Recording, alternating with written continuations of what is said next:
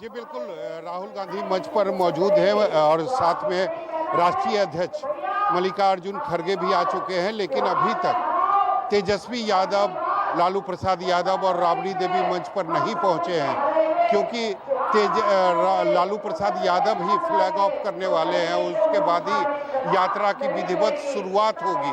लेकिन सबसे बड़ी बात है कि आप देख सकते हैं यहाँ पर महागठबंधन की जो एकजुटता है वो साफ तौर पर नजर आ रही है, क्योंकि सभी पॉलिटिकल पार्टी जो महागठबंधन के अंदर हैं उनके जो कार्यकर्ता हैं वो अपने हाथों में बैनर और पोस्टर लेकर यहाँ पर पहुँचे हैं। तो निश्चित रूप से चुनाव के पहले वोटर अधिकार यात्रा जो है वह काफ़ी महत्वपूर्ण बताई जा रही है, क्योंकि आप अगर देखें तो निश्चित रूप से निर्वाचन आयोग, चुनाव आयोग भी बैकफुट पर आई है और आज कुछ ही देर के बाद 3 बजे प्रेस कॉन्फ्रेंस भी होने वाला है चुनाव आयोग। हालांकि सबके नजरें जो है वो चुनाव आयोग की प्रेस कॉन्फ्रेंस पर है कि चुनाव आयोग अपनी लापरवाही एक्सेप्ट करता है या नहीं करता है। लेकिन बिहार में चूंकि चुनाव है और महागठबंधन और खासकर कांग्रेस जो है वो वोटर अधिकार यात्रा केवल 1 दिनों की यह यात्रा नहीं है, बल्कि 16 दिनों की यह यात्रा है जो कि करीब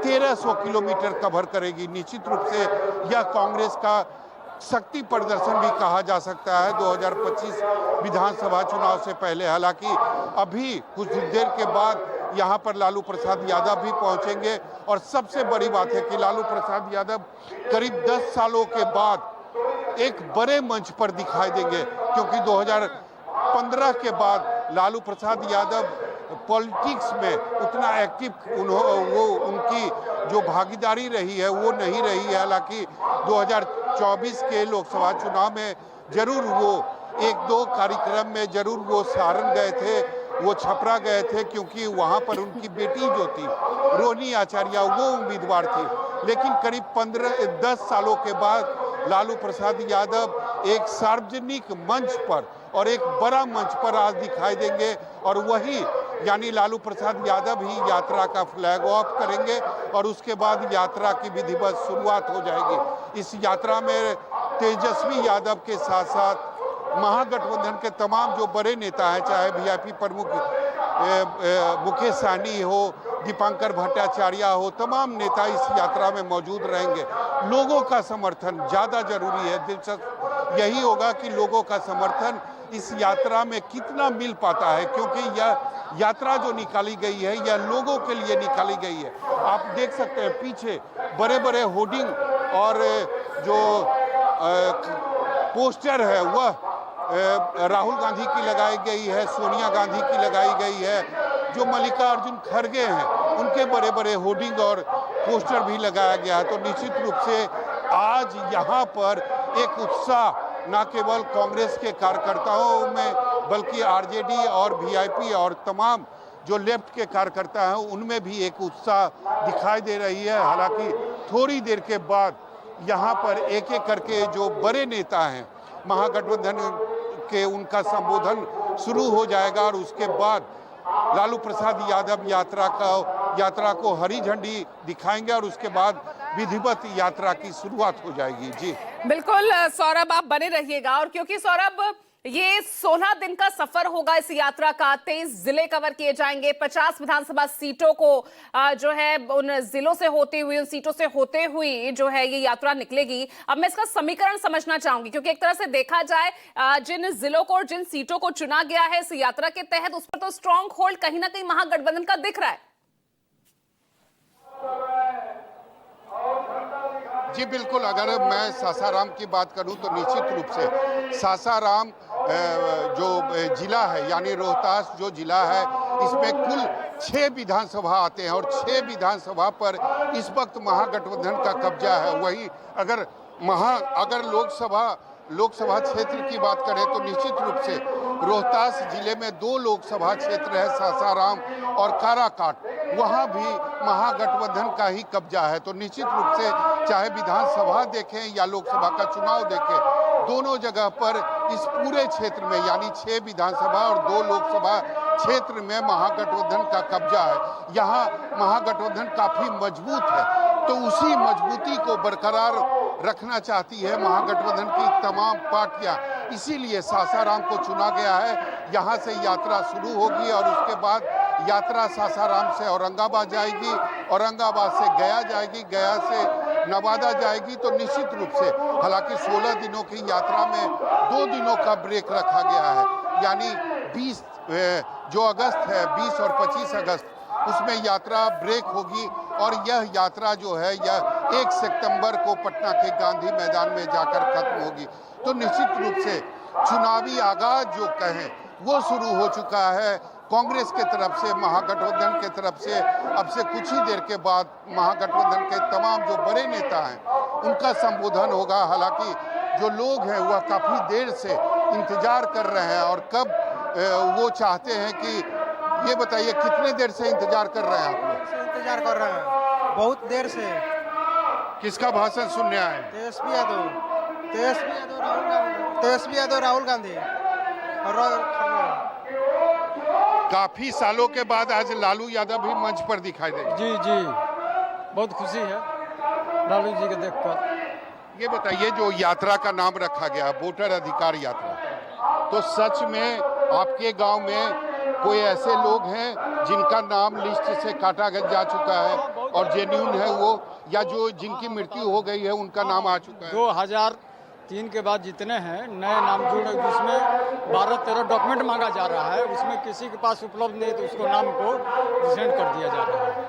मतलब सच में लगता है कि वोट की चोरी हो रही है? जी हाँ जी। इस यात्रा से फायदा होगा कांग्रेस को, तेजस्वी यादव? जरूर होगा, बहुत जरूर। बिहार में सरकार बनने जा रहा है। तो आप देख सकते हैं घंटों इंतजार कर रहे हैं लोग जो है। किनका भाषण सुनना चाहते हैं आज? तेजस्वी यादव, राहुल गांधी? सभी का भाषण सुनना चाहते हैं, तेजस्वी यादव का भी, राहुल गांधी का भी। इस यात्रा से कितना फायदा होगा, कितना मजबूत होगा कांग्रेस? बहुत मजबूत होगा महागठबंधन। यात्रा में जो मुद्दा रखा गया है वो वोटर अधिकार यात्रा नाम दिया गया है। आपको लगता है जिस गांव से आप आते हैं वहां जो वोट रिव्यू हुआ है उस प्रक्रिया में लापरवाही हुई है? बहुत लापरवाही हो रहा है। डॉक्यूमेंट मांगा जा रहा है, मिल नहीं रहा है। 11 को डॉक्यूमेंट लोग मांग रहे हैं। आपने डॉक्यूमेंट दिया था आपने? हाँ, दिए थे। आपके गांव में कुछ ऐसे भी लोग हैं जिनकी मृत्यु हो गई, उनका नाम आ गया है, या जो जिंदा है उनका नाम कट गया है? हाँ, हुआ है, लापरवाही हुआ है। जो जिंदा है उसका नाम कट गया है, जो मृत्यु है उसका नाम है उसमें। ऐसे लोग हैं, मतलब जो जेन्युइन मतदाता हैं उनका भी नाम काटा गया? हाँ, कटा गया है। सब जो जिंदा है उनका भी नाम कटा गया है वोटर लिस्ट से। कितना फायदा होगा कांग्रेस को महागठबंधन से को इस यात्रा से? बहुत फायदा होगा, इससे बहुत फायदा है। वोटर लिस्ट का जो नाम है उसमें जो लोग बूढ़े आदमी हैं वो लोग कहाँ से डॉक्यूमेंट लाएंगे? जो पीछे हैं, जो पिछड़ा जात है, उसे पढ़ा लिखा नहीं है तो कहाँ से डॉक्यूमेंट लाएंगे? ये तो अन्याय है। ये सब मतलब वोट का चोरी का भी है, यही सब है। तो निश्चित रूप से लोगों का समर्थन भी इस यात्रा में महागठबंधन और कांग्रेस को मिल रहा है और अब से कुछ ही देर के बाद मुझे लगता है एक एक करके जो महागठबंधन के बड़े नेता हैं उनका संबोधन शुरू होगा। पब्लिक बेसब्री से अपने नेता का भाषण सुनने का इंतजार कर रही है। और अब सबसे बड़ा सवाल ये बताइए सौरभ, अब नेतृत्व ठीक है, ये महागठबंधन का शक्ति प्रदर्शन के तौर पर इसे देखा जा रहा है, लेकिन ये किसके नेतृत्व में है? राहुल गांधी इसको लीड करेंगे, तेजस्वी यादव इसको लीड करेंगे, और शेड्यूल क्या रहेगा? 2 दिन का ब्रेक रहेगा और राहुल और तेजस्वी, यानी इसका मतलब 14 दिन जो है पब्लिक जो बिहार की है वो अपने बीच उनको देखेगी।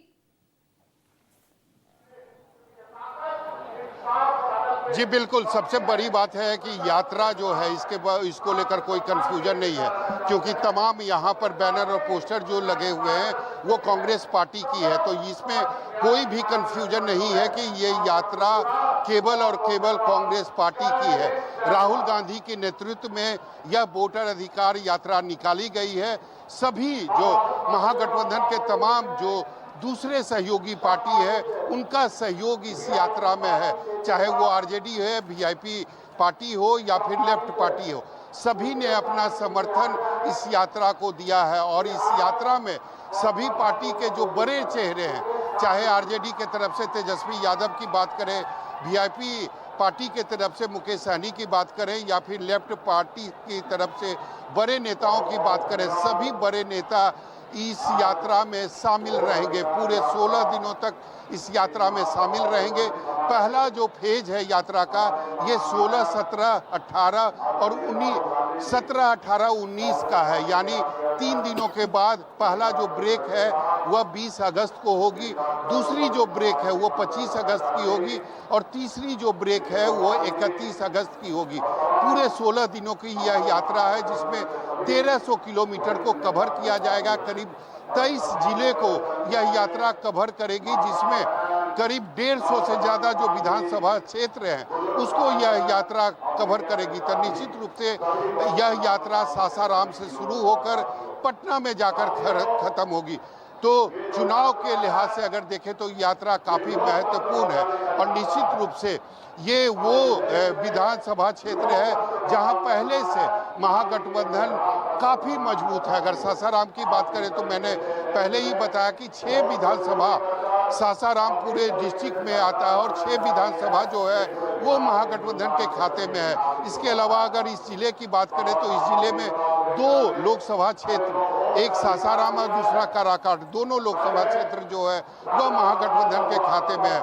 तो निश्चित रूप से सासाराम को चुना गया है और कांग्रेस या महागठबंधन चाहती है कि उसका जो मजबूत पक्ष है वह 2025 में भी मजबूती के साथ एकजुट बना रहे।